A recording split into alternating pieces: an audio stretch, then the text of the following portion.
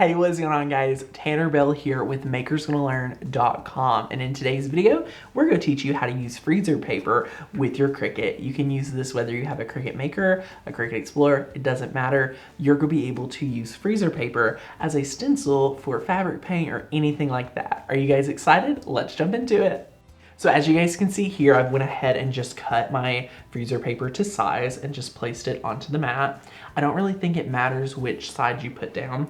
I chose to go with putting the dull side down so that it sticks a little bit better. As you can see, there's a dull and shiny side, so shiny side up.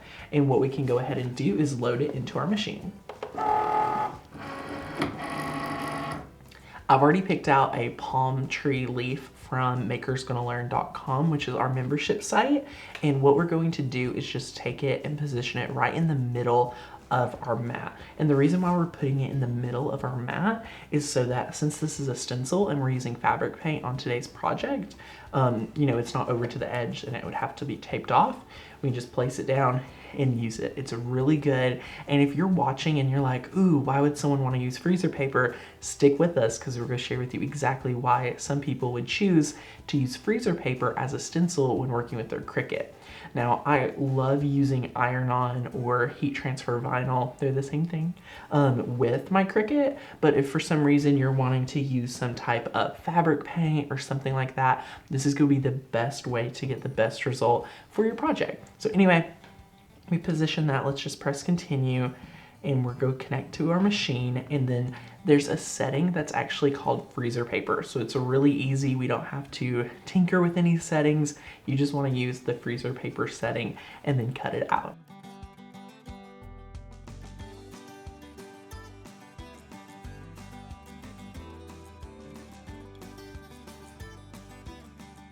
Alright guys, so it's cut through, and now we're going to unload our mat. And then you want to just remove the excess.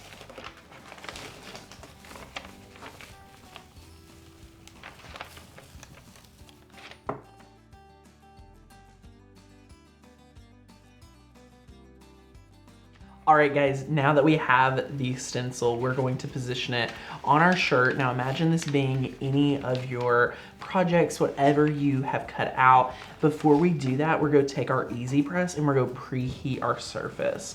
And this is just go iron it out, warm it up for the freezer paper. And you're going to see how when you put it shiny side down, you're able to get it to adhere well. So if there's any words or anything, you do want to make sure to mirror that, just like you would if you're using iron-on. And once you have it positioned, you're going to take your freezer paper and you're just going to heat set it.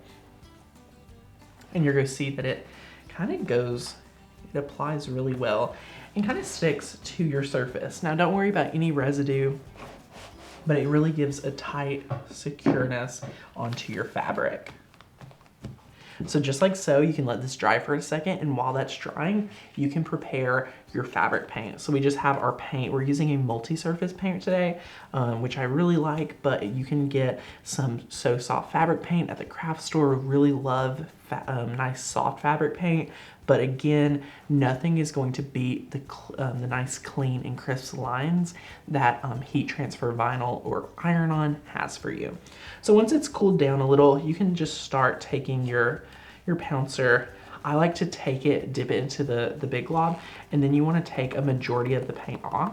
So you have a nice even layer right here, and then you just want to start pouncing. Now what's nice about this is you can blend colors to get different looks, and you can make it thicker or anything like that. A great tip for you is to take another piece of freezer paper and put it in the middle of your shirt so that the paint does not bleed through to the back of your shirt.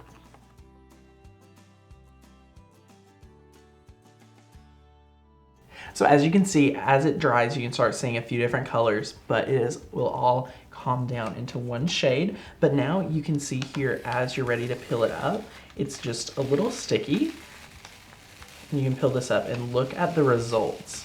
I love this. It looks so good, really nice. And if you're looking to get crisp lines, without using heat transfer vinyl. This is a really nice and inexpensive way to be able to create t-shirts, and it's really fun using fabric paint too. So if you're looking for a solution, this would be a great option for you, but you also could definitely try it out and use it as an alternative. Maybe if you're out of heat transfer vinyl or iron-on or something like that, you can use your freezer paper to create some really awesome stencils. And I didn't even mention it, but this is just a makeup sponge that you can find at the dollar store. Super affordable. But if you guys enjoyed this video learning how to use freezer paper with your Cricut, be sure to give the video a thumbs up, subscribe to the channel for new DIY videos featuring Cricut, and as always, check us out at the links below to find more about our die cutting membership, free videos, and much, much more. Thanks for watching. Bye.